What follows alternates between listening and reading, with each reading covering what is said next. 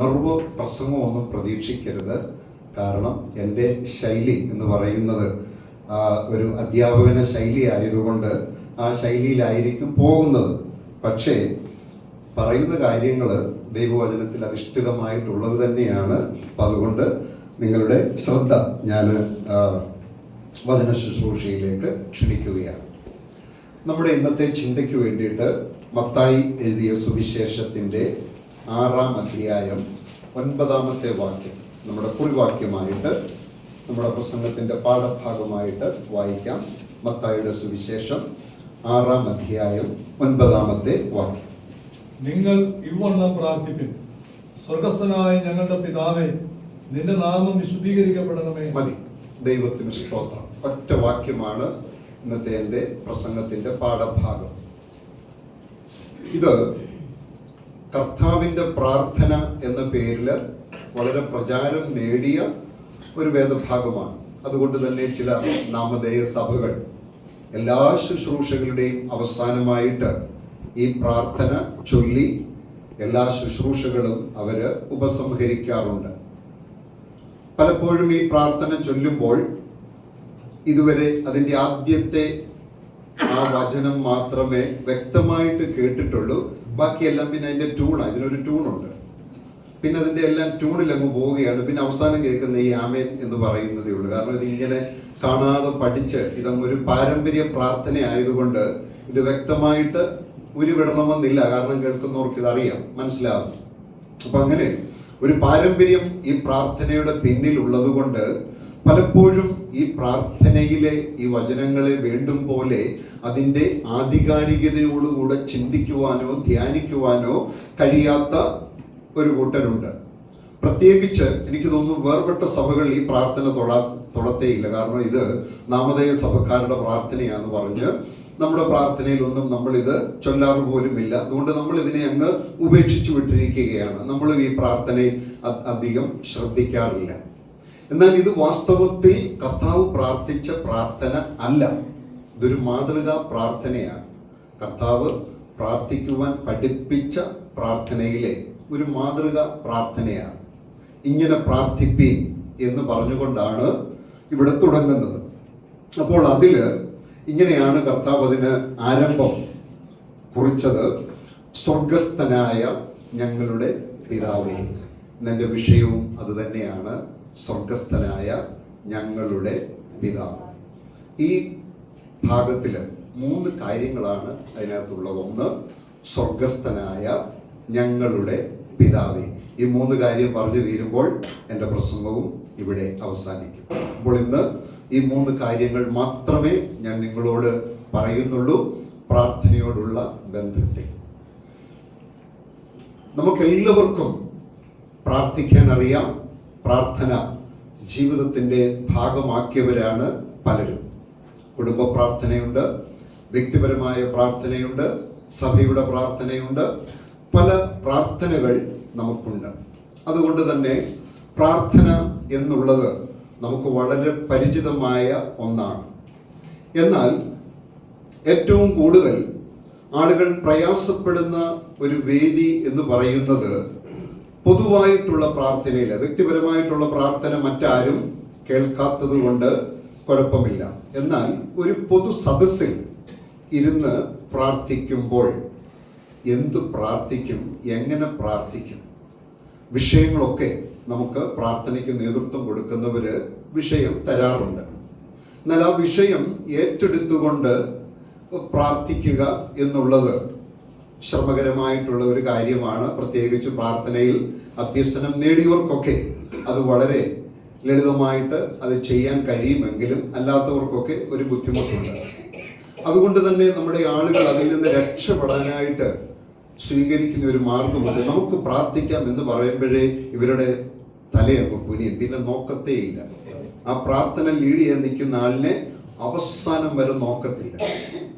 ഞാൻ അങ്ങനെ ചെയ്യുമ്പോൾ ആദ്യം ആരാണോ തല കുനിക്കുന്നത് അവർക്ക് ആദ്യത്തെ വിഷയം കൊടുക്കും.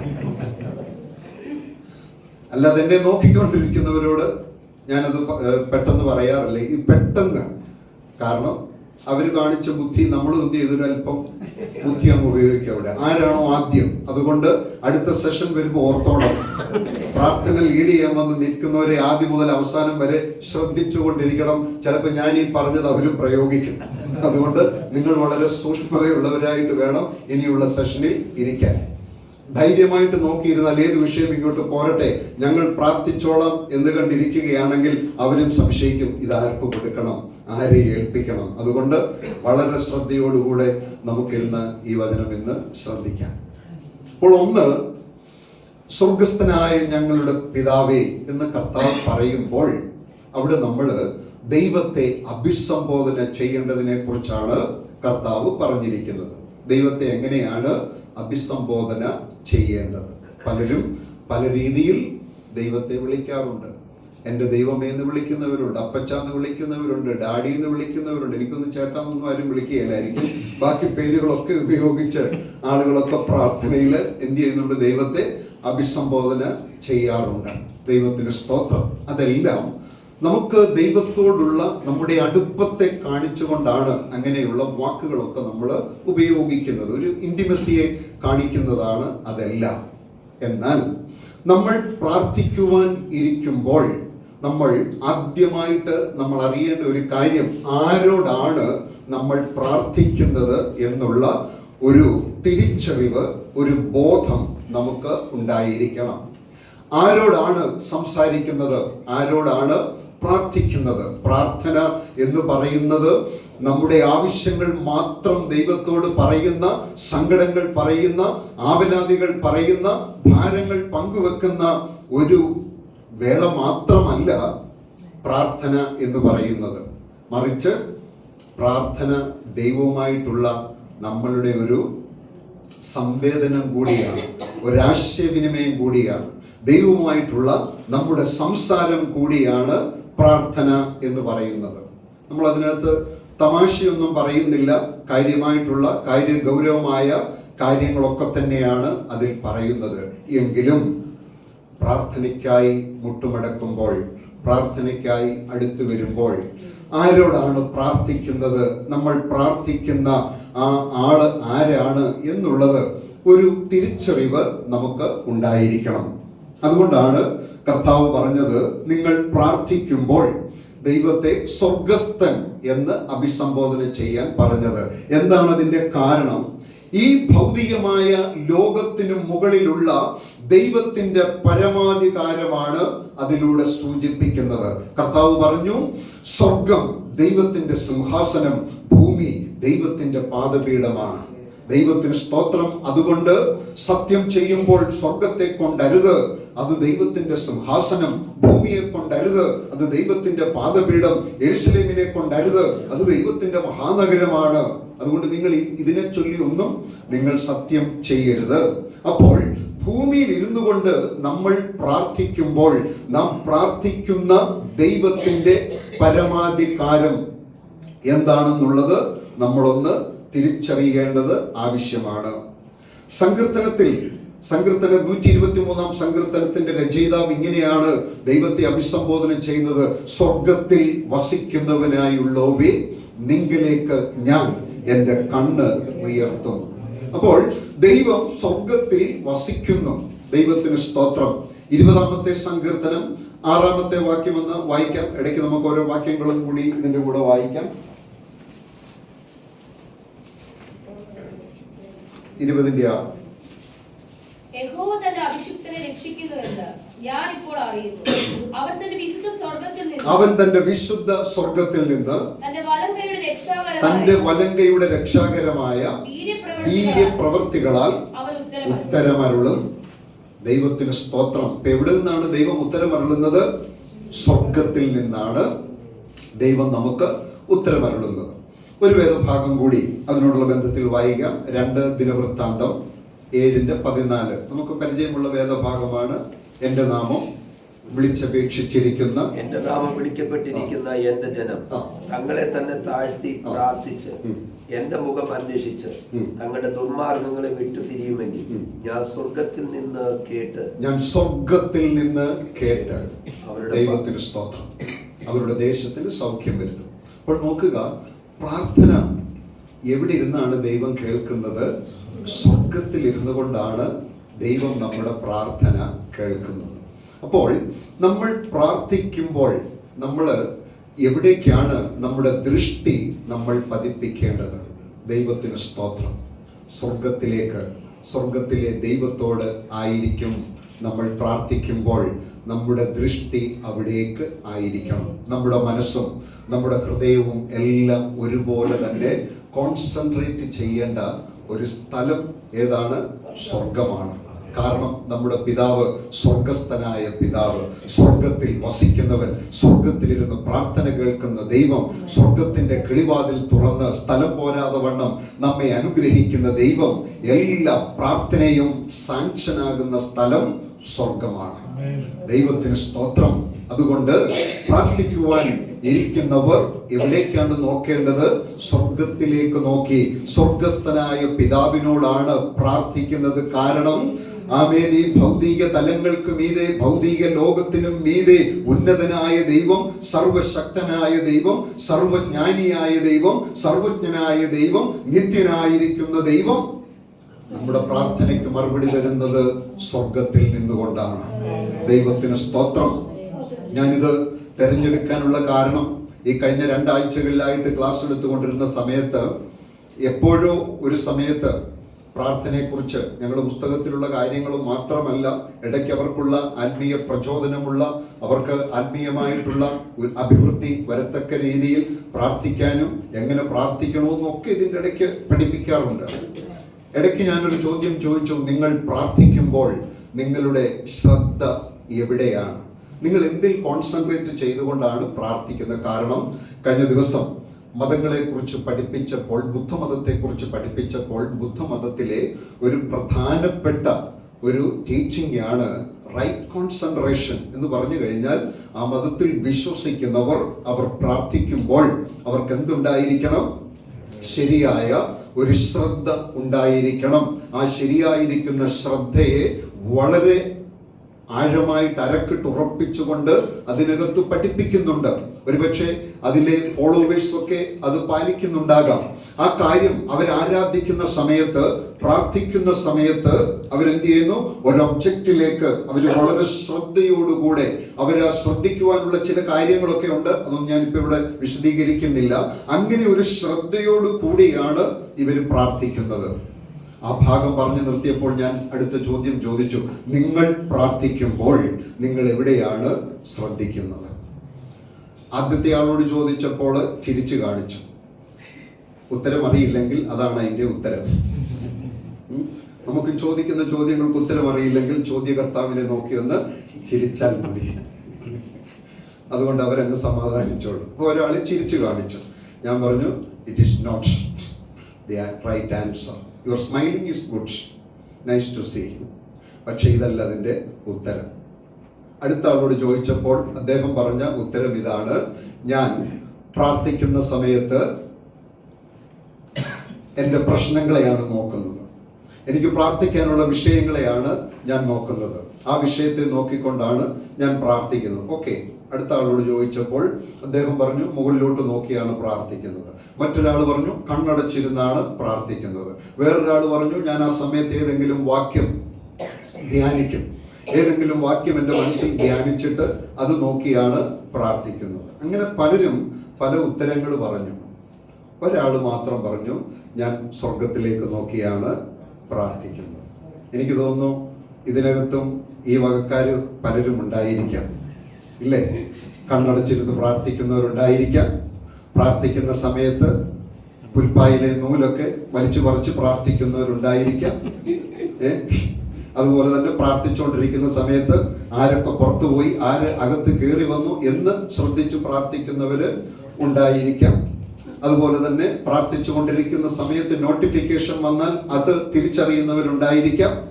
എന്തെല്ലാം കാര്യങ്ങളാണ് നമ്മുടെ പ്രാർത്ഥനയുടെ ഇടയിൽ നമുക്ക് ശ്രദ്ധിക്കേണ്ടതെന്നുള്ളത് ചിലപ്പോൾ നമുക്ക് പോലും അറിഞ്ഞുകൂടാ. ഇങ്ങനെ പല കാര്യങ്ങളിൽ ശ്രദ്ധിച്ച് പ്രാർത്ഥിക്കുന്നവരുണ്ട്, ഇല്ലേ?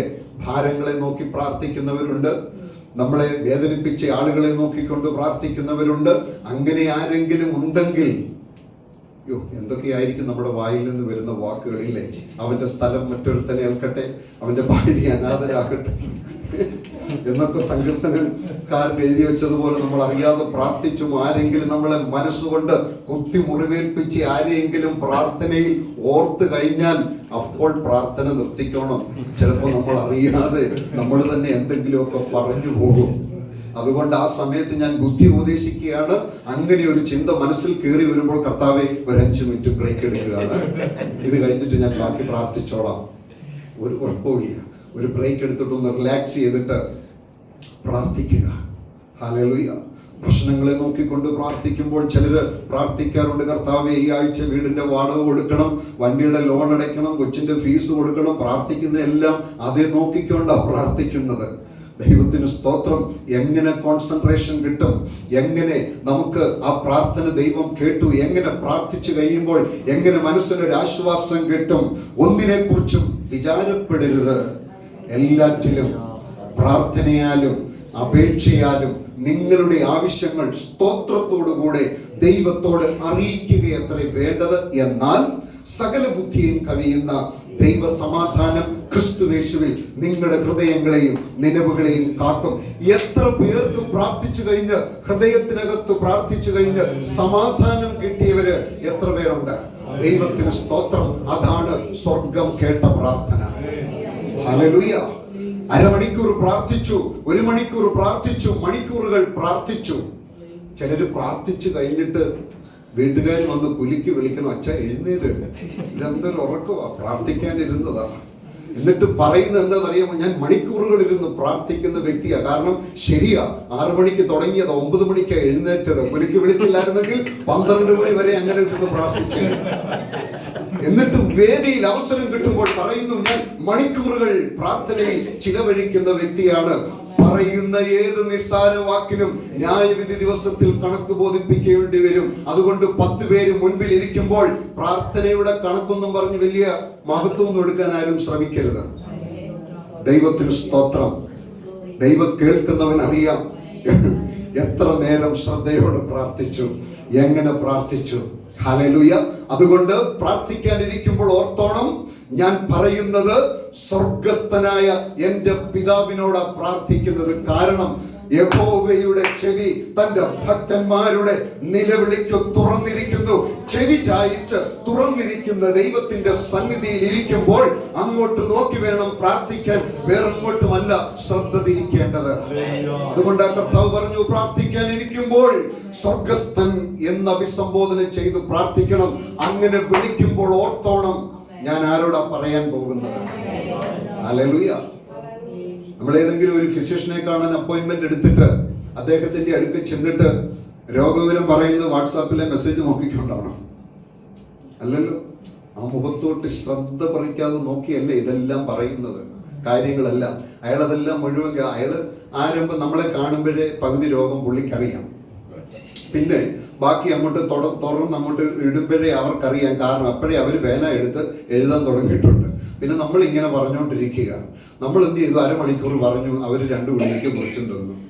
നമ്മളത് നോക്കിയിട്ട് പറഞ്ഞു, ഞാൻ ഇത്രയും നേരം 1/2 മണിക്കൂർ പറഞ്ഞിട്ടാണ് 2 ഗുളിക എഴുതിയേക്കുന്നത്. അവർക്ക് മനസ്സിലായി ഇതിനുള്ളതേ ഉള്ളി പറഞ്ഞതൊക്കെ, അല്ല കൂടുതൽ എഴുതാനുള്ള ഒന്നുമില്ല അതിനകത്ത്. നമുക്കിതിങ്ങനെ ഒരുപാട് ഇരുന്നുണ്ട്. ചിലർ പറയാറുണ്ട്, എന്റെ സാക്ഷ്യം പറഞ്ഞു കഴിഞ്ഞാൽ ആഴ്ചകൾ എടുത്ത തീരത്തിൽ എന്തോ ഈ ആഴ്ച എടുത്ത് പറയാനുള്ളത്.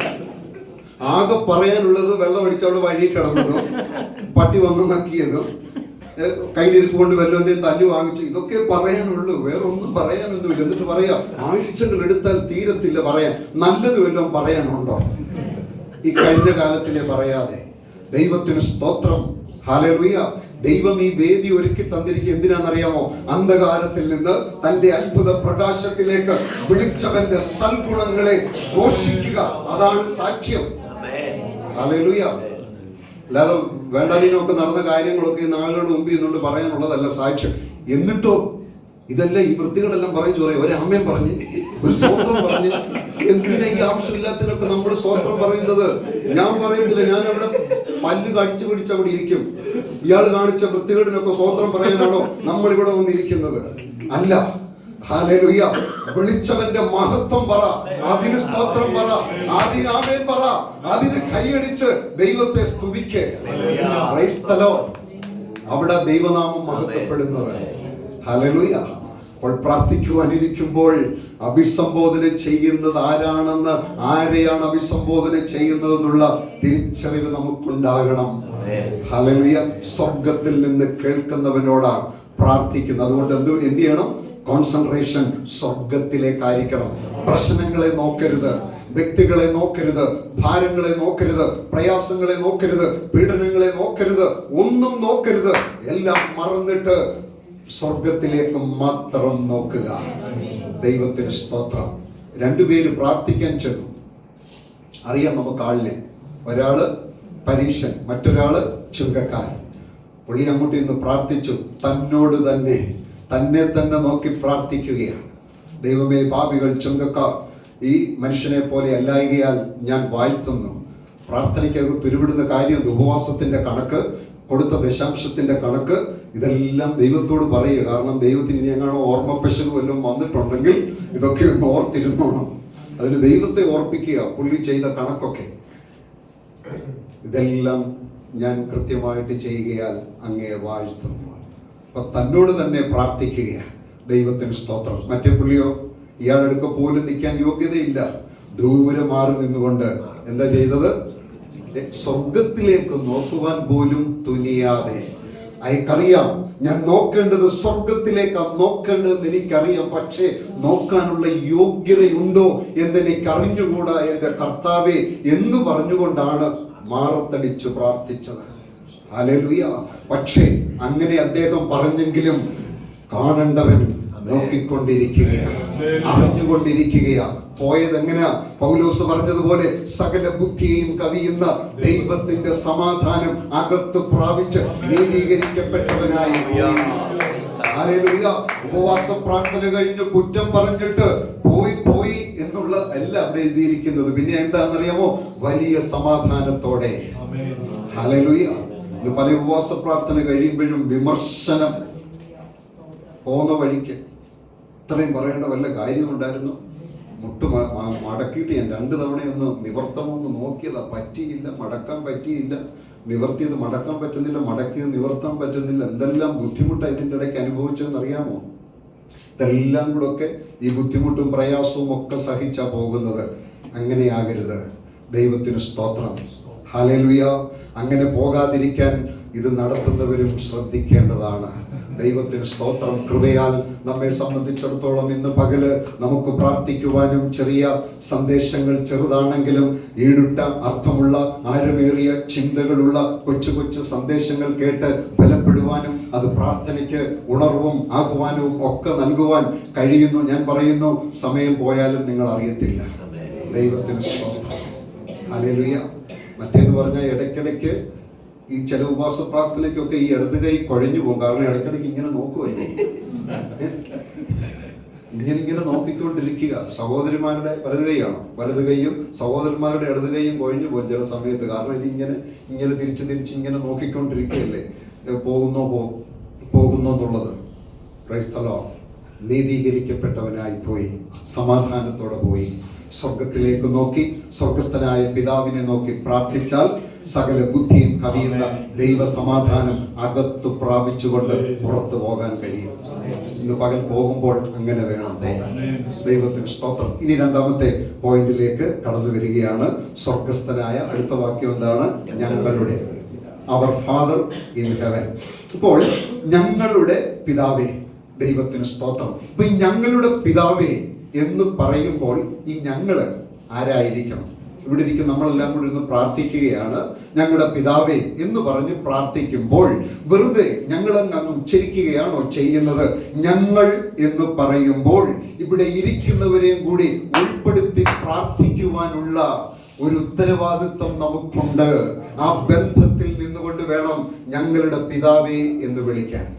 ദൈവത്തിന് സ്തോത്രം. ഒന്നിച്ച് നമ്മളൊരു കൂട്ടമായി, ഒരു കമ്മ്യൂണിറ്റി ആയിട്ട് ഇരുന്ന് പ്രാർത്ഥിക്കുമ്പോൾ എങ്ങനെയായിരിക്കണം?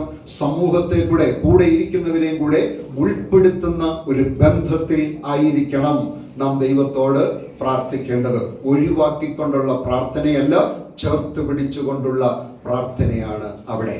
ഹല്ലേലൂയ. ആ ഞങ്ങളുടെ എന്ന് അർത്ഥമാക്കുന്ന ഇതാണ് ഒരു കമ്മ്യൂണൽ ഇൻക്ലൂസീവ് റിലേഷൻഷിപ്പ് എന്ന് പറഞ്ഞാൽ നമ്മുടെ കൂടെ ഇരിക്കുന്നവരെയും കൂടെ ഉൾപ്പെടുത്തിക്കൊണ്ടുള്ള ഒരു ബന്ധത്തിൽ ഊന്നിയ പ്രാർത്ഥന. ദൈവത്തിന് സ്തോത്രം. അപ്പൊ നമ്മൾ ആരാണ്? അപ്പോസ്തലനായ പൗലോസ് കൊരിന്ത്യരോട് പറഞ്ഞ ഒരു കാര്യമുണ്ട്. സഭയിൽ ചില ഭിന്നതകളൊക്കെ ഉണ്ടായ സമയത്ത്, ചില ഗ്രൂപ്പിസം ഉണ്ടായ സമയത്ത് പൗലോസിന്റെ പക്ഷക്കാരെന്നും കേഫാവിന്റെ പക്ഷക്കാരും അതുപോലെ തന്നെ അപ്പല്ലോസിന്റെ പക്ഷക്കാരും പിന്നെ ഇതിലൊന്നും ഉൾപ്പെടാത്ത ഒരു പക്ഷക്കാരുണ്ട്, യേശുവിന്റെ പക്ഷക്കാരൻ. The most dangerous group in the church. അങ്ങനെ അവരെ അഭിസംബോധന ചെയ്യാൻ പറ്റുകയുള്ളൂ. ബാക്കിയുള്ളവരെ എങ്ങനെയെങ്കിലും നമുക്ക് ചേർത്തുകൊണ്ട് പോകാം. ഇവരെ ഒരു തരത്തിലും പറ്റുകയില്ല. മെരുങ്ങാത്ത ഗ്രൂപ്പ് സഭയ്ക്കകത്തുണ്ടെങ്കിൽ അത് യേശുവിന്റെ പക്ഷക്കാര, ആർക്കും കീഴ്പ്പെടുത്തില്ല. കർത്താവ് നേരിട്ട് പറഞ്ഞെങ്കിലേ ചെയ്യുള്ളൂ. പിന്നെ കർത്താവ് അതിനെല്ലാം ഇരിക്കുകയല്ലേ, ഇവരുടെ പിടിവാശിക്ക് ഇരിക്കുകയല്ലേ കർത്താവ്. അതുകൊണ്ട് എന്ത് ചെയ്യുന്നത്? കർത്താവ് ഇവരോട് സംസാരിക്കത്തില്ല, ഇവരും സംസാരിക്കുകയില്ല. രണ്ടുപേരും തമ്മിൽ അമ്മായിയമ്മയും മരുമോളും പോലെ ചിലപ്പോൾ മഴക്കുണ്ടാകുന്ന സമയത്ത് ഒരു ബന്ധവും ഇല്ല. ഇങ്ങനെ 4 ഗ്രൂപ്പ്. അവരോട് ലേഖനം എഴുതിയപ്പോൾ പൗലോസ് പറഞ്ഞ ഒരു കാര്യമുണ്ട്. 3-ാമത്തെ അധ്യായത്തിന്റെ 9-ാമത്തെ വാക്യം, ഞങ്ങൾ ദൈവത്തിന്റെ കൂട്ടുവേലക്കാർ, സഹപ്രവർത്തകർ. ആര്?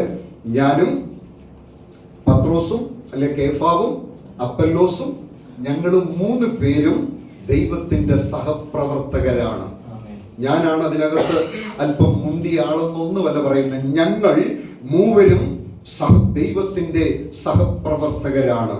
ഈ ഞങ്ങളെന്ന് പറയുന്ന ഈ ആളുകൾ, ഞങ്ങളെന്ന് പറയേണ്ടവർ ഇന്ന് വേർതിരിഞ്ഞ് നിന്നുകൊണ്ട്, ചേരിതിരിഞ്ഞ് നിന്നുകൊണ്ട് അങ്ങോട്ടും ഇങ്ങോട്ടും ചെളിവാരി എറിയുമ്പോൾ ദുഃഖിക്കുന്ന ഹൃദയം കർത്താവിൻ്റെതാണെന്ന് മറന്നു പോകരുത്. ദൈവത്തിന് സ്തോത്രം.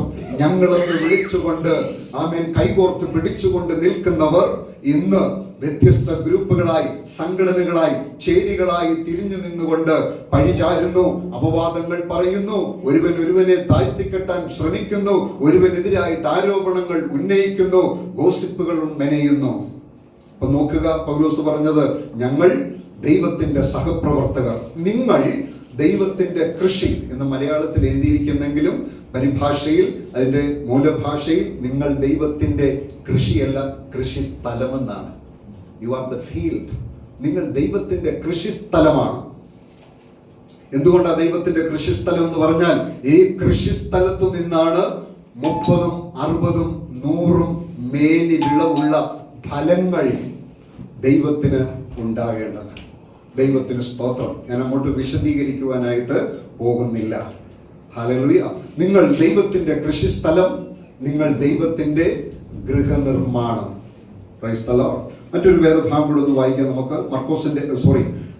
റോമാലേഖനം 12-ാം അധ്യായത്തിന്റെ 4-5 വാക്യങ്ങൾ.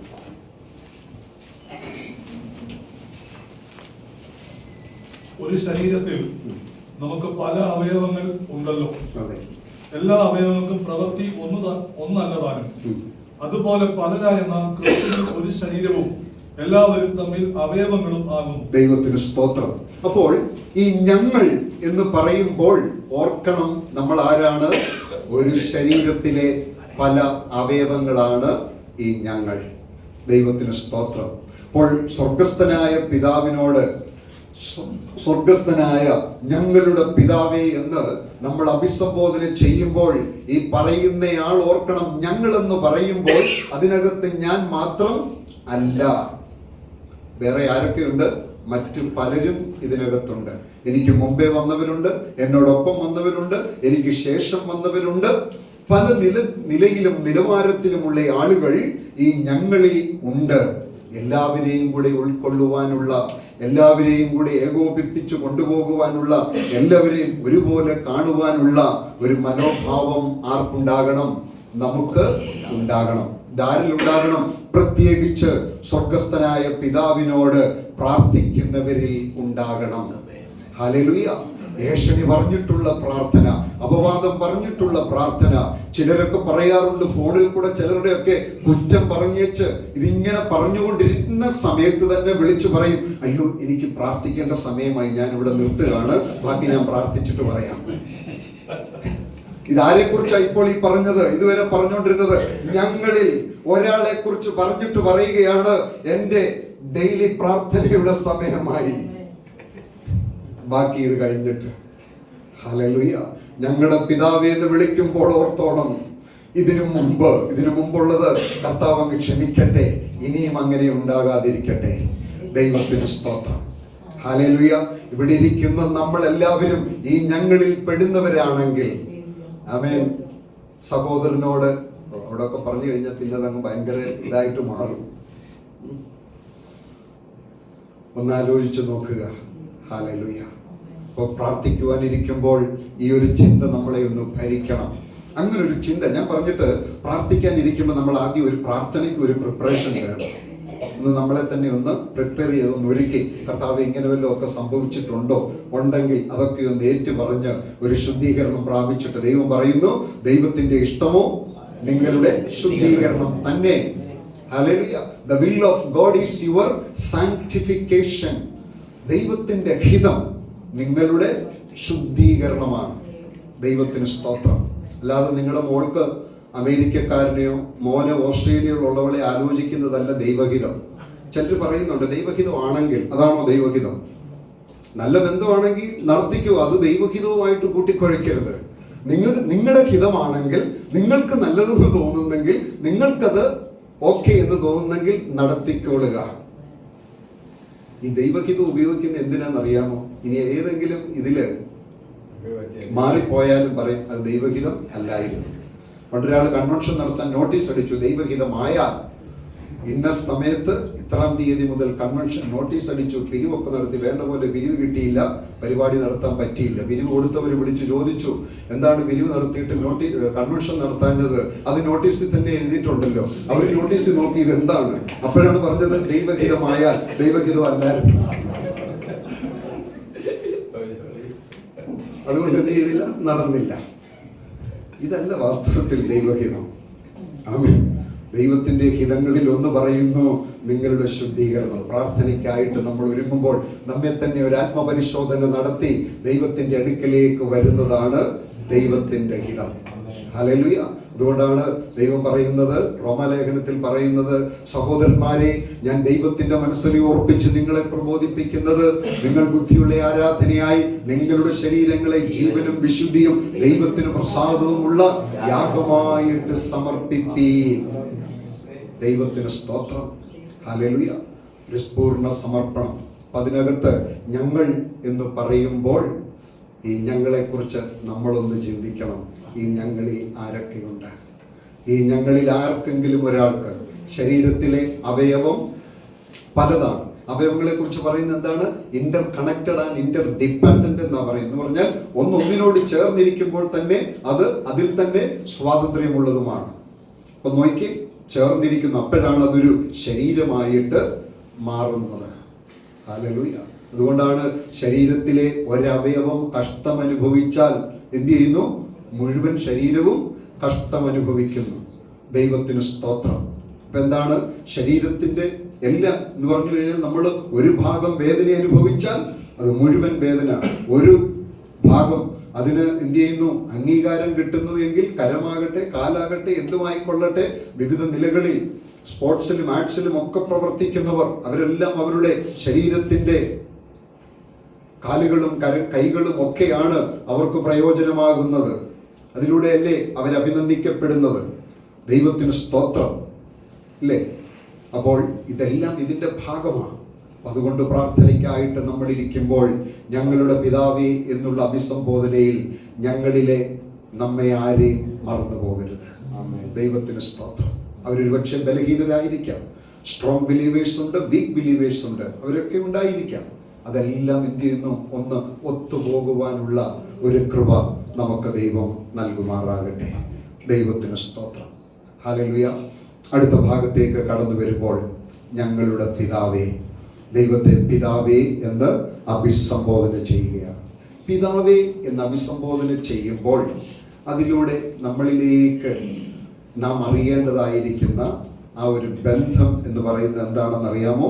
ദൈവത്തിൻ്റെ സ്നേഹം, ദൈവത്തിൻ്റെ കരുതല്, ദൈവത്തിന് നമ്മളിലുള്ള അധികാരം. Loving, caring and authoritative parent എന്ന് പറഞ്ഞാൽ ദൈവം നമ്മുടെ സൃഷ്ടാവാണ്. ദൈവം ഒരു അപ്പനെ പോലെ നമ്മെ സൃഷ്ടിച്ചവനാണ്. അതുപോലെ തന്നെ ഒരപ്പനെ പോലെ നമുക്ക് വേണ്ടി കരുതുന്നവനാണ് നമ്മളുടെ ദൈവം. അതുകൊണ്ട് പത്രോസ് പറഞ്ഞത് അവൻ നിങ്ങൾക്കായി കരുതുന്നതാകയാൽ നിങ്ങളുടെ സകല ചിന്താകുലങ്ങളും അവൻ്റെ മേൽ ഇട്ടുകൊള്ളുവീൻ. ഹല്ലേലൂയ. മക്കളൊക്കെ വന്ന് നമ്മളോടൊക്കെ ഓരോ കാര്യങ്ങളൊക്കെ ആവശ്യപ്പെടുമ്പോൾ എന്തോ അവരുടെ ഏതാണ്ട് റൈറ്റ്, അവരുടെ അവകാശം ചോദിച്ചു വാങ്ങുന്നത് പോലെയൊക്കെയാണ് അവർ ചോദിക്കുന്നത്. ഉണ്ടോ ഇല്ലയോ എന്നുള്ളതൊന്നും അവരുടെ വിഷയം അല്ല. ദൈവത്തിന് സ്തോത്രം. എൻ്റെ മോളുടെ ചെറുപ്രായത്തിൽ സ്കൂളിൽ അവളുടെ ഫീസ് അന്ന് 500 രൂപയായിരുന്നു. ഒറ്റ നോട്ടായിട്ട് കിട്ടുമ്പം അത് ഞാൻ എന്ത് ചെയ്യുന്നു, മാറ്റി വെക്കും. കാരണം ഡയറിക്കകത്ത് വെക്കാനുള്ള സൗകര്യത്തിന് അത് മാറ്റി വെച്ചേക്കും. ഫീസ് കൊടുക്കേണ്ട സമയത്ത് പുള്ളിക്കാരിക്ക് നിർബന്ധം ആദ്യത്തെ ഫീസ് കൊടുക്കുന്നത് അവളായിരിക്കണം. അപ്പം അതുകൊണ്ട് ഒറ്റ നോട്ടായിട്ട് 500 നോട്ട് സ്തോത്ര കാഴ്ചയായിട്ട് കിട്ടുന്ന സമയത്ത് അത് മാറ്റിവെക്കും ഫീസ് കൊടുക്കാൻ സൗകര്യത്തിന്. ഒരു പ്രാവശ്യം ആ ഫീസ് കൊടുക്കാനൊന്നും പറ്റിയില്ല. ഒരല്പം അന്നത്തെ അവൾ ഉദ്ദേശിച്ച ദിവസം ഫീസ് കൊടുത്തു വിടാൻ സാധിച്ചില്ല. ഞാൻ പറഞ്ഞു, മോളെ ഇന്ന് പൈസയില്ല, പിന്നെ തരാമെന്ന് പറഞ്ഞപ്പോൾ അവൾ എന്നെ ആശ്വസിപ്പിച്ചു. എന്താ പറഞ്ഞ് ആശ്വസിപ്പിച്ചത്? ഒറ്റ നോട്ടില്ലെങ്കിൽ 500 ആയാലും മതി. എന്തൊരാശ്വാസം! ഇങ്ങനെ ആശ്വസിപ്പിക്കുന്ന മക്കളൊക്കെ ഉണ്ടെങ്കിൽ പിതാക്കന്മാർക്കൊക്കെ അതൊരാശ്വാസം. അവർക്കിതൊന്നും അറിയില്ല. അവർക്കറിയാം അവർക്ക് വേണ്ടി കരുതാൻ ഒരപ്പനുണ്ട്. ഹല്ലേലൂയ. അവരുടെ കാര്യങ്ങൾ നോക്കാൻ ഒരു പിതാവ് അവർക്കുണ്ട്. അതുകൊണ്ട് ഇതെങ്ങനെ, എവിടെ നിന്ന്, എപ്പോൾ, ഇതിനെക്കുറിച്ചൊന്നും അവരെന്തില്ല, അവർ ബോധേഡല്ല. ഹല്ലേലൂയ. അവരവരുടെ അവകാശം ചോദിച്ചു വാങ്ങുന്നത് പോലെയാണ് അവർ വന്ന് നമ്മളോട് ചോദിക്കുന്നത്. ചിലർ ചോദിക്കും, ഇങ്ങോട്ട് ചെയ്താൽ എന്താ, തന്നാൽ എന്താ എന്നൊക്കെയാണ് ചോദിക്കുന്നത്. അവർ ഡിമാൻഡ് ചെയ്യുകയാണ്. എങ്കിലും അവർക്ക് വേണ്ടി അവർ ചോദിക്കുന്നതിന് മുന്നമേ ചെയ്യുവാൻ കരുതാൻ ഒരു പിതാവിന് മാത്രമേ കഴിയൂ. മക്കളാരും പറഞ്ഞിട്ടല്ല പിതാക്കന്മാർ മക്കൾക്ക് വേണ്ടി കരുതുന്നത്. അവരാവശ്യപ്പെട്ടിട്ടല്ല. അപ്പന് മക്കളോട് കരുണ തോന്നുന്നത് പോലെ യഹോവയ്ക്ക് തന്റെ ഭക്തന്മാരോട് കരുണ തോന്നുന്നു. ദൈവത്തിന് സ്തോത്രം. ഞാൻ പ്രാർത്ഥിക്കുന്നത് ഒരപ്പൻ ഒരു അപ്പന്റെ അടുക്കലേക്ക് കുഞ്ഞു വന്ന ആവശ്യം പറയുന്നത് പോലെയാ ഞാൻ പ്രാർത്ഥിക്കുവാനായിട്ട് കടന്നു വരുന്നതെന്ന മനോഭാവം അകത്തുണ്ടായിരിക്കണം. Price the Lord. അതുകൊണ്ടാണ് ഗലാത്യ ലേഖനം ഇന്നെടുക്കാം, 4-ാം അധ്യായം 4 മുതൽ 7 വരെയുള്ള വാക്യങ്ങളൊന്ന് വായിക്കാം. ഗലാത്യർ 4-ന്റെ. എന്നാൽ കാലസമ്പൂർണത വന്നപ്പോൾ ദൈവം തന്റെ പുത്രനെ സ്ത്രീയിൽ നിന്ന് ജനിച്ചവനായി ന്യായപ്രമാണത്തിന് കീഴിൽ ജനിച്ചവനായി നിയോഗിച്ചത് അവൻ ന്യായപ്രമാണത്തിന് കീഴുള്ളവരെ വിലയ്ക്ക് വാങ്ങിയിട്ട് നാം പുത്രത്വം പ്രാപിക്കേണ്ടതിന് തന്നെ. നിങ്ങൾ മക്കളാകൊണ്ട് അബ്ബാ പിതാവേ എന്ന് വിളിക്കുന്ന സ്വപുത്രന്റെ ആത്മാവിനെ ദൈവം നമ്മുടെ ഹൃദയങ്ങളിൽ അയച്ചു. ദൈവത്തിന് സ്തോത്രം. അബ്ബാ പിതാവേ, ഡിയർ ഫാദർ എന്ന് വിളിക്കുന്ന പുത്രത്വത്തിന്റെ ആത്മാവിനെ ദൈവം നമ്മളിൽ അയച്ചു. ദൈവത്തിന് സ്തോത്രം. ഹല്ലേലൂയ. പ്രാർത്ഥിക്കാനിരിക്കുമ്പോൾ പരിശുദ്ധാത്മാവ് നമുക്ക് ഈ ബന്ധത്തെ ഉറപ്പിക്കാൻ തുണ നിൽക്കണം. Price the lord. ഹല്ലേലൂയ. 123-ാം സങ്കീർത്തനത്തിൽ നമ്മൾ വായിച്ചപ്പോൾ അവിടെ ഭക്തൻ ദൈവത്തോട് പ്രാർത്ഥിച്ചത് എങ്ങനെയാണെന്നറിയാമോ? ഒരു ദാസന്റെ കണ്ണ് യജമാനന്റെ കയ്യിലേക്കും ദാസിയുടെ കണ്ണ് യജമാനത്തിയുടെ കയ്യിലേക്കും എന്ന പോലെ ഞങ്ങൾ നിന്റെ മുഖത്തേക്ക് നോക്കിക്കൊണ്ടിരിക്കുന്നു. അവൻ ഞങ്ങളോട് കൃപ ചെയ്യുവോളം ഞങ്ങൾ അവന്റെ മുഖത്തേക്ക് നോക്കും. പഴയ നിയമത്തിൽ ഒരു ദാസനെ പോലെ പ്രാർത്ഥിച്ചെങ്കിൽ, ഒരു ദാസൻ യജമാനന്റെ കയ്യിലേക്ക് നോക്കിക്കൊണ്ടിരുന്നത് പോലെ പ്രാർത്ഥിച്ചെങ്കിൽ, പുതിയ നിയമത്തിൽ തന്റെ സ്വന്തം പുത്രന്റെ ആത്മാവിനെ ദൈവം നമ്മളിൽ അയച്ചപ്പോൾ പരിശുദ്ധാത്മാവ് പറഞ്ഞു, നിങ്ങൾ ഇനി അന്യരും പരദേശികളുമല്ല. ഹല്ലേലൂയ. ദൈവത്തിന് സ്തോത്രം. നിങ്ങൾ മക്കളും അവകാശികളുമാണ്. ഹല്ലേലൂയ. അന്യരും പരദേശികളും എന്നുള്ള ചിന്ത മാറ്റി മക്കളും അവകാശികളും എന്നുള്ള ആ ഒരു തലത്തിലേക്ക് ദൈവം നമ്മെ കൊണ്ടുവന്നു. എങ്ങനെ? അവനെ കൈക്കൊണ്ട് അവന്റെ നാമത്തിൽ വിശ്വസിക്കുന്ന ഏവർക്കും ദൈവത്തിന്റെ മക്കളാകുവാൻ അവൻ അധികാരം കൊടുത്തു. ദൈവത്തിന് സ്തോത്രം. ഹല്ലേലൂയ.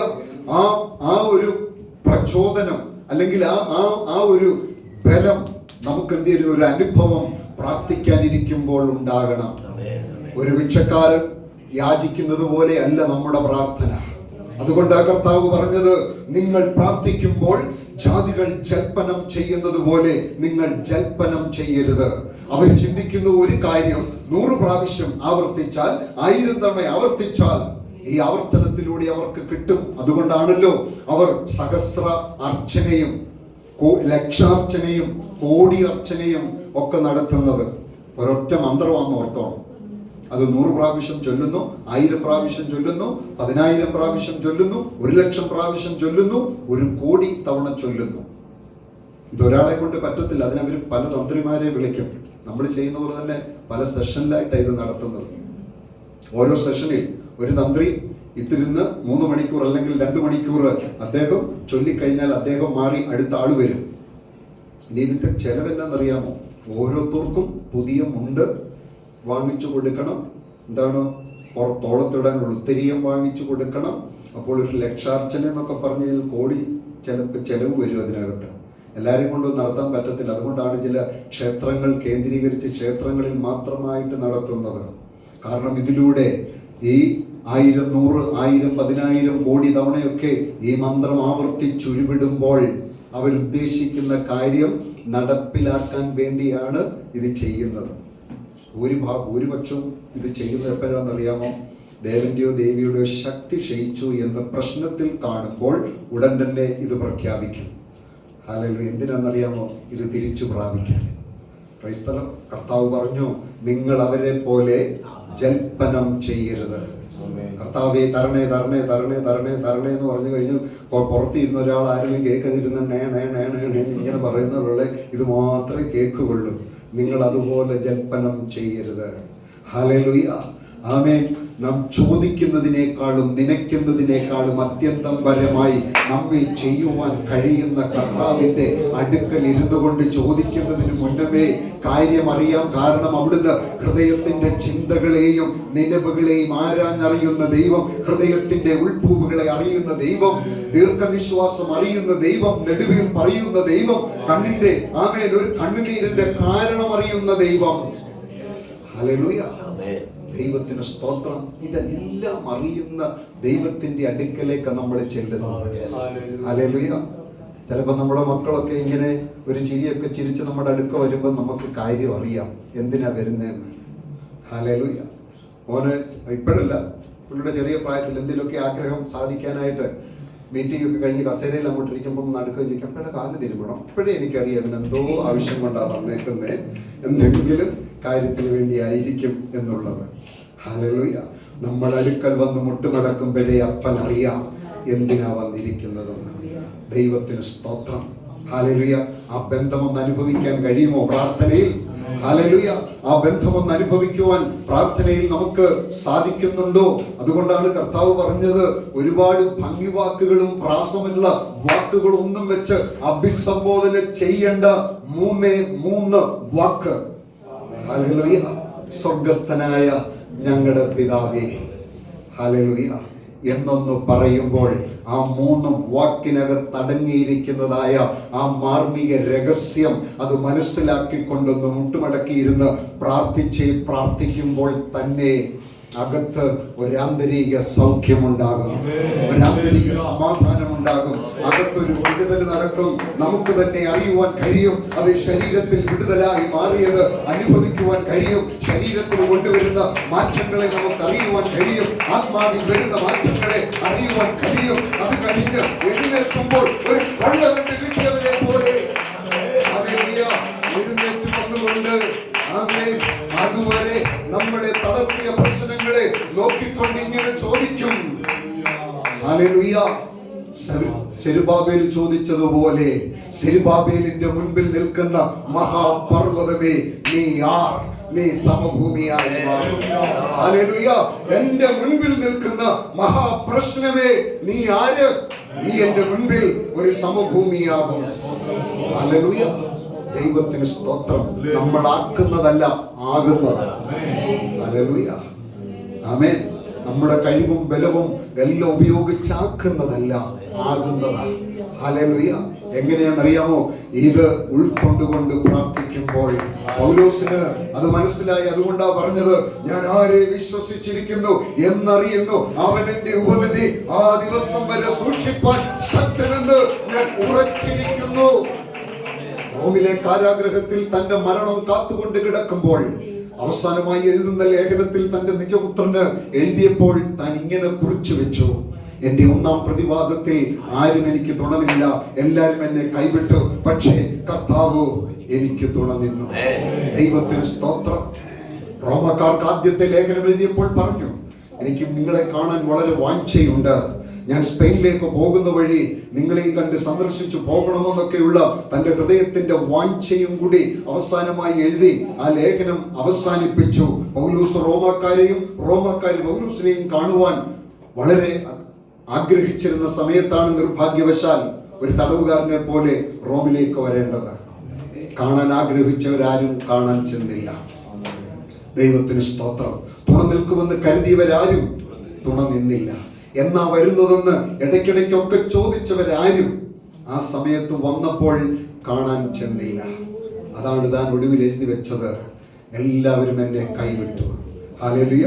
പക്ഷേ എന്നെ വിളിച്ചവൻ എനിക്ക് തുണ നിന്നു. ഹല്ലേലൂയ. രക്തബന്ധങ്ങൾ കൈവിടും, പക്ഷേ രക്തം നൽകി വിലയ്ക്ക് വാങ്ങിയവൻ ഒരു നാളും കൈവിടുകയില്ല. ഞാൻ നിന്നെ ഒരു നാളും കൈവിടുകയില്ല, ഉപേക്ഷിക്കുകയുമില്ല. ഹല്ലേലൂയ. തന്റെ ചോരയുടെ വിലയാണെന്ന് കർത്താവിന് അറിയാം. ദൈവത്തിന് സ്തോത്രം. എത്ര രക്തബന്ധങ്ങൾ നമ്മളെ സഹായിക്കാൻ നമ്മുടെ കൂടെ നിന്നു കഷ്ടകാലത്ത്. ഹല്ലേലൂയ. എത്ര പേരുണ്ടായിരുന്നു നമ്മളോട് കൂടെ. തുണ നിന്നതാര്? കർത്താവ് മാത്രം. അവസാനം പൗലോസ് പറയുന്നത് എന്താണെന്നറിയാമോ? ഇന്നോ നാളെയോ ചാകുമെന്ന് കരുതിയ പൗലോസ് 2 വർഷം കൂടെ സുവിശേഷം പ്രഘോഷിച്ചു റോമിൽ. ഹല്ലേലൂയ. കർത്താവ് തുണ നിൽക്കുന്നെങ്കിൽ ഏത് പ്രതികൂലത്തിന്റെ നടുവിലും നമ്മൾ തീരുമാനിക്കുന്നില്ല, കർത്താവ് തീരുമാനിക്കുന്ന പോലെ നാം ഉപയോഗിക്കപ്പെടും. Praise the lord. ഹല്ലേലൂയ. ഭരണകർത്താക്കളോ നിയമങ്ങളോ അല്ല നമ്മുടെ ശുശ്രൂഷയെ, നമ്മുടെ ജീവിതത്തെ എല്ലാം അതിന് ഫുൾ സ്റ്റോപ്പ് ഇടുന്നത്. അവര് ഫുൾ സ്റ്റോപ്പ് ഇട്ട് വെച്ചിങ്ങോട്ട് തന്നാൽ, ഹല്ലേലൂയ, അവര് പറഞ്ഞു ഇവിടെ കൊണ്ട് അവസാനിച്ചു, ഫുൾ സ്റ്റോപ്പ് ഇട്ട് തരികയാണ്. മുട്ടുമടക്കി സ്വർഗസ്ഥനായ എൻ്റെ പിതാവേ, എൻ്റെ അപ്പ ഇത് കാണുന്നുണ്ടോ എന്ന് ചോദിക്കുമ്പോൾ അവരുടെ ഫുൾ സ്റ്റോപ്പ് ദൈവം കോമയാക്കിയിട്ട് പറയും, എറൈസ്, എഴുന്നേൽക്കുക. ഹല്ലേലൂയ. ഏലിയാവ് അങ്ങനെ അവസാനം കാത്തുകൊണ്ട് കിടന്നു, മതി കർത്താവേ മതി. അന്ന് രാത്രിയിൽ ഹല്ലേലൂയ അങ്ങനെ ചിന്തിച്ചു കൊണ്ടിരിക്കുമ്പോൾ ദൈവം പറയുന്നു, ഏലിയാവേ എഴുന്നേൽക്കുക. നമ്മുടെ പ്രവാചക ഭാഷയിൽ പറഞ്ഞാൽ ഒരു വിദേശയാത്ര. ഏലിയാവിനോട് ദൂരയാത്ര എന്നാ പറഞ്ഞത്, പക്ഷെ ഇന്നത് പ്രവചനാത്മാവിൽ പറയുമ്പോൾ പറയും വിദേശയാത്ര. ചില രാജ്യങ്ങളിൽ നിന്ന് രാജ്യങ്ങളിലേക്ക്, സ്റ്റേജിൽ നിന്ന്, പിന്നെ അതിന്റെ വിശദീകരണം, എക്സ്പ്ലനേഷൻ ഒക്കെ അവർക്കറിയാം എങ്ങനെ അത് പറയണമെന്നുള്ളത്. അതിനെക്കുറിച്ച് അങ്ങനെ വിശദീകരിക്കും.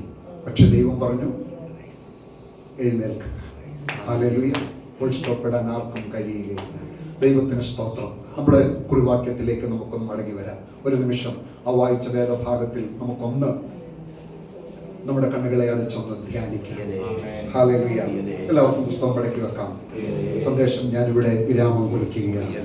ഹല്ലേലൂയ. നിങ്ങൾ ഇങ്ങനെ പ്രാർത്ഥിപ്പീൻ. ഹല്ലേലൂയ.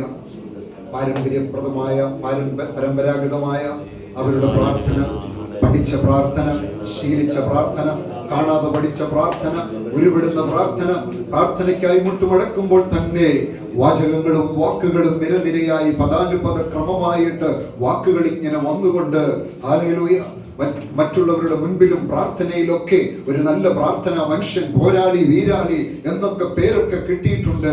എങ്കിലും ഇന്ന് പകൽ കർത്താവ് വീണ്ടും പരിശുദ്ധാത്മാവിനാൽ നമ്മെ ഓർപ്പിക്കുന്നു, നിങ്ങൾ പ്രാർത്ഥനയ്ക്കായി മുട്ടുമടക്കുമ്പോൾ നിങ്ങൾ ഇങ്ങനെ പ്രാർത്ഥിപ്പീൻ, സ്വർഗസ്ഥനായ ഞങ്ങളുടെ പിതാവേ. ഹല്ലേലൂയ. സ്തോത്രം, സ്തോത്രം. അങ്ങനെ ചിന്തിക്കുമ്പോൾ തന്നെ ഹല്ലേലൂയ, വിടുതൽ നടന്നു കഴിഞ്ഞു. ആമേൻ. എന്റെ പ്രാർത്ഥന കേൾക്കുന്ന ഒരു സ്വർഗമുണ്ട്. എന്റെ പ്രാർത്ഥന തിരുസന്നിധിയിൽ ധൂപവർഗമായി എന്റെ ദൈവത്തിന്റെ സന്നിധിയിൽ ഉണ്ട്. ഹല്ലേലൂയ. എന്റെ പ്രാർത്ഥന ഈ അന്തരീക്ഷ മണ്ഡലത്തിൽ ആമേൻ അത് മുങ്ങിപ്പോകയില്ല, അന്തരീക്ഷത്തിൽ ലയിച്ചു പോകുകയില്ല. മറ്റുള്ളവർ ചെയ്യുന്നത് പോലെ ഞാൻ ആകാശത്തേക്ക് നോക്കി മുഷ്ടി ചുരുട്ടുകയല്ല ചെയ്യുന്നത്. എന്റെ ശബ്ദം അന്തരീക്ഷത്തിൽ ലയിച്ചു പോകത്തില്ല. അന്തരീക്ഷ മണ്ഡലങ്ങളെയും കടന്ന് നക്ഷത്ര മണ്ഡലങ്ങളെയും കടന്ന് സ്വർഗാദി സ്വർഗത്തിൽ എന്റെ ദൈവത്തിന്റെ സന്നിധിയിൽ എന്റെ പ്രാർത്ഥന എത്തും. കാരണം ഞാൻ നോക്കുന്നത് സ്വർഗത്തിലേക്കാണ്. എന്റെ ഹൃദയം ക്ഷീണിക്കുമ്പോൾ ഞാൻ ഭൂമിയുടെ അറ്റത്ത് നിന്ന് വിളിച്ചപേക്ഷിക്കും. എനിക്ക് അത്യുന്നതമായ പാറ അത് സ്വർഗമാണ്. പകൽ ഹല്ലേലൂയ, നിങ്ങളുടെ ദൃഷ്ടി എവിടേക്ക് നിങ്ങൾ ഉയർത്തും? ആമേൻ. ഇന്ന പകല് സ്വർഗത്തിലേക്ക് നമുക്കൊന്ന് നമ്മുടെ ദൃഷ്ടി ഉയർത്താം. സ്വർഗത്തിൽ നിന്ന് പ്രാർത്ഥന കേൾക്കുന്ന ദൈവം, സ്വർഗത്തിൽ നിന്ന് കേട്ട് രക്ഷാകരമായ വലം കൈ കൊണ്ട് ഉത്തരമരുളുന്ന ദൈവം, സ്വർഗസ്ഥനായ ദൈവം, സ്വർഗത്തിൽ വസിക്കുന്ന ദൈവം. ഹല്ലേലൂയ. ഭൂമിയിലെ തന്റെ മക്കളുടെ പ്രാർത്ഥന സ്വർഗത്തിൽ ഇരുന്നു കൊണ്ട് കേൾക്കുന്നു. ഹല്ലേലൂയ. അപ്പനെ പോലെ കരുതുന്ന ദൈവം. ആമേൻ. ഹല്ലേലൂയ. പരിപാലിക്കുന്ന ദൈവം, ബാലശിക്ഷയിലൂടെ കടത്തിവിടുന്ന ദൈവം, നമ്മുടെ എല്ലാ കാര്യങ്ങളെയും അറിയുന്ന ദൈവം, കാര്യാദികളെ ക്രമപ്പെടുത്തുന്ന ദൈവം, ഒരു പിതാവിനെ പോലെ അപ്പനെ പോലെ കരുണ തോന്നുന്ന ഒരു ദൈവം സ്വർഗത്തിലുണ്ട്. ഹല്ലേലൂയ. ആ ദൈവം എന്റെ മാത്രം ദൈവമല്ല, ഞങ്ങളുടെ ദൈവമാണ്. ഹല്ലേലൂയ. എന്റെ മാത്രം ദൈവമല്ല, എന്റെ മാത്രം ആവശ്യങ്ങൾ പറയാനുള്ള ദൈവമല്ല, മറ്റുള്ളവരുടെയും കൂടെ ആവശ്യങ്ങൾ പറയാനുള്ള ദൈവമാണ്. തമ്മിൽ തമ്മിൽ ഭാരങ്ങളെ ചുമപ്പി ഇങ്ങനെ ക്രിസ്തുവിന്റെ ന്യായപ്രമാണം നിവർത്തിപ്പീൻ. ഹല്ലേലൂയ. പകൽ തുടർന്നു കർത്താവിന്റെ ന്യായപ്രമാണം നിവർത്തിപ്പാൻ പോവുകയാണ്. ഹല്ലേലൂയ. അവിടുന്ന് നമ്മുടെ ഭാരങ്ങളെ ഏറ്റെടുത്തെങ്കിൽ, നമ്മുടെ ഭാരങ്ങളെ സ്വന്തം ചുമലിൽ വഹിച്ചുകൊണ്ട് നമുക്ക് വേണ്ടി ക്രൂശിൽ യാഗമായി തീർന്നെങ്കിൽ, അവസാന തുള്ളി രക്തവും നമുക്ക് വേണ്ടി ഊറ്റിക്കൊടുത്തെങ്കിൽ, നമുക്ക് വേണ്ടി പിതാവിനോട് ക്ഷമയ്ക്കായി കരുണയ്ക്കായി യാചിച്ചു എങ്കിൽ, ആമേൻ, തമ്മിൽ തമ്മിൽ ഭാരങ്ങളെ ചുമപ്പി. കർത്താവേ, എനിക്ക് മാത്രമല്ല ഭാരം, എനിക്ക് മാത്രമല്ല ബാധ്യതകൾ, എനിക്ക് മാത്രമല്ല നിരാശ, എനിക്ക് മാത്രമല്ല ദുഃഖം, എനിക്ക് മാത്രമല്ല ആവശ്യങ്ങൾ, ഞങ്ങൾക്കെല്ലാവർക്കും ഉണ്ട്. ഹല്ലേലൂയ. ഞങ്ങളുടെ ആവശ്യങ്ങളെ നിറവേറ്റണം. യോബ് തന്റെ സ്നേഹിതന്മാർക്ക് വേണ്ടി പ്രാർത്ഥിച്ചപ്പോൾ യഹോവ അവന്റെ സ്ഥിതിക്ക് ഭേദം വരുത്തി. ഇന്ന് പകൽ നാം തമ്മിൽ തമ്മിൽ ഭാരങ്ങളെ ഏറ്റെടുത്ത് പ്രാർത്ഥിക്കുമ്പോൾ ദൈവം നമ്മുടെ സ്ഥിതിക്ക് ഭേദം വരുത്തട്ടെ, മാറ്റം വരുത്തട്ടെ. ഈ വലിയ ഉറപ്പോടും ധൈര്യത്തോടും കൂടെ തുടർന്നും നമ്മുടെ പ്രാർത്ഥനയിൽ നമുക്ക് ആയിരിക്കാം. പകൽ ഈ മീറ്റിംഗിലേക്ക് എന്നെ ക്ഷണിച്ച